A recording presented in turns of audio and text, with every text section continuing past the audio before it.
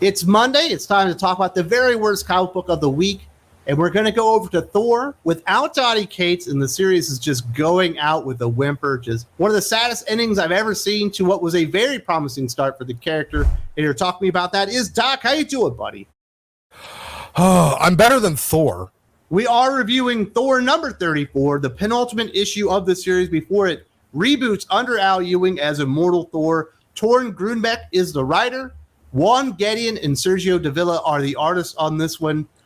And this Thor run had so much promise in the beginning. Donny Cates was doing some really cool stuff with Thor. It's too bad he had a midlife crisis or a nervous breakdown or whatever the hell happened to him, but he had to exit the book because this and Hulk just fell apart. Yeah, it feels like Torunn Grønbekk, whoever in the shit this lady is, feels like she got Donny Cates' notes and then really half-assed whatever the conclusion that he was building up to in Thor, and it ends up as a meandering, nonsensical mess.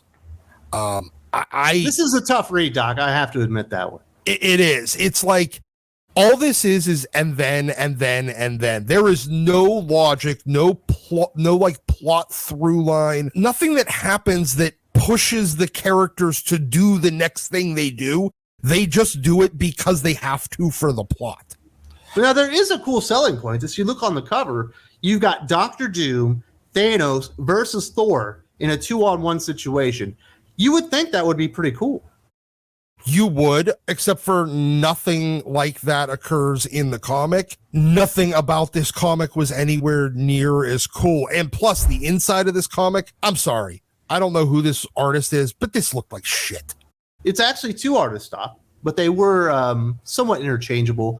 I kind of like Juan Gideon. He has not the smoothest style in the world, but he's done some okay. I kind of liked his Jurassic League from DC Comics that he was doing with Danny Warren Johnson, whatever. I don't know. I'm with you. It's not a very exciting comic book to the eyes either. The story's bad, and the art doesn't help. The art in this thing was boring. Everything is just close-ups on faces. Everything is the least dynamic angle you could possibly have for any panel. I mean, even Mjolnir coming back to Thor's hand, it just it looks like it's falling out of his hand while his arm is laid down to the side, not that it's actually coming back to him. And it doesn't match the dialogue, even the narrator caption. There's a fight with Thanos trying to sacrifice a kid early on in this book.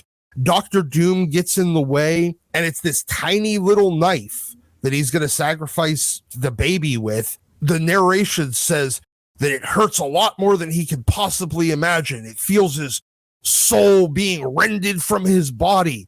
I don't know if he can take another hit, and it looks like a little tiny knife just kind of dinging off of the armor on the back of his glove. The art is not very good, but the real problem here, I believe, and you're certainly hitting at it there, is the narration of this comic book. I have a question for you, Doc. Who is the narrator of this comic book? Is it someone from Asgard? Is it a member of the 616?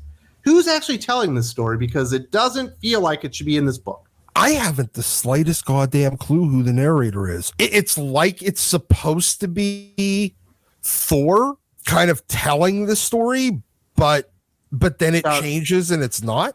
Well, it certainly doesn't sound like Thor. If you just read it, you're like, no, that's not Thor's voice. Yeah, it doesn't sound like Thor's voice, but maybe it's supposed to be Bor, but it doesn't sound like his voice either. It sounds like the writer to me. I think the writer is narrating it. I feel like you're right. It is the narration is being done by the writer, not by any particular character, not by the watcher. I would prefer to be informed about the story and the way things are going by someone that's actually in there and getting their unique perspective as I'm seeing what actually happened. That gives you a more enjoyable reading feel to it. And this narration just stood out as awful.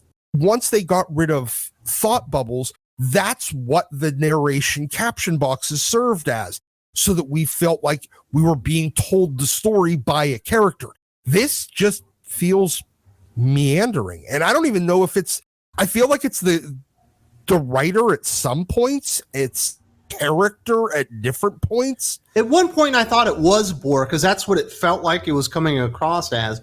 But once you read it all, it's clearly not from him. Maybe he's just one of the voices. Yeah, maybe there's multiple narrators, in which case you're supposed to change the color of the caption box. This thing absolutely could have used some thought bubbles. It would have made things a lot more coherent as far as the story that's being told. So I thought the narration was absolutely terrible, and it took away from the comic book reading experience with bad art to begin with. So there's a lot of stuff going against it. The big thing that's teased on the cover, as I mentioned earlier, is this Thanos Doom team up to fight Thor. Apparently, Bor is creating this black stone. Thanos wants it. He's got into this time storm that's been created. So we're operating on multiple time frames here. We're going in the past, in the future, and the present, and all that kind of stuff. Doom shows up, and Thor is actually tracking down Doom. They show up. It turns out it's not a black stone Bor's creating. It's actually a baby. And you think, well, you're going to get this big team up of Thor versus, Doom and Thanos. Thor actually can't win that fight, ever. He probably can't beat Thanos on his own, and he certainly can't beat the two of them together. I believe his sister is with him, or like a younger version of his sister. They kind of touch each other one time, and that's it. There's not even a big confrontation. There was no threat level whatsoever associated with Thor and Doom, two of the greatest villains in Marvel history. It was so weird. Yeah.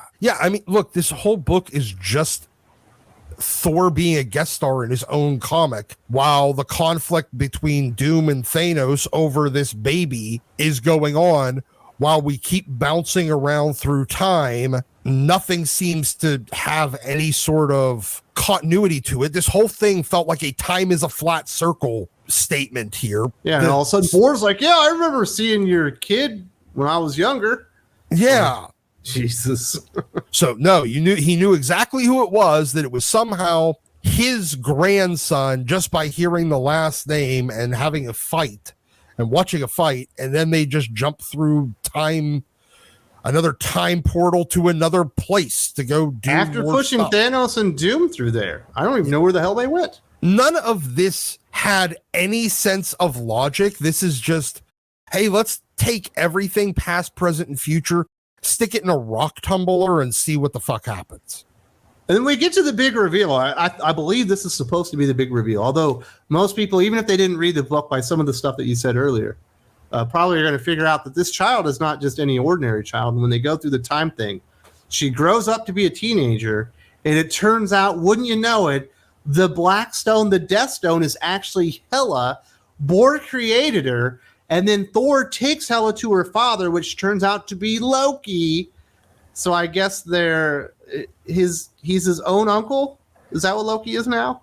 I guess, yes. Uncle, grandpa, or something. I don't know. There's some weird time bullshit here that doesn't seem to make any sense. It doesn't really wasn't a very good sense. reveal either, because everyone saw it coming. Yeah. I mean, I saw it coming literally from like the first page, or maybe it was the second page, wherever Hela armor gets rended off of her, and you see her, as an adult, but kind of naked. And then over the course of the comic, the infant, they walk through a time storm, and she just rapidly ages up and somehow knows how to talk.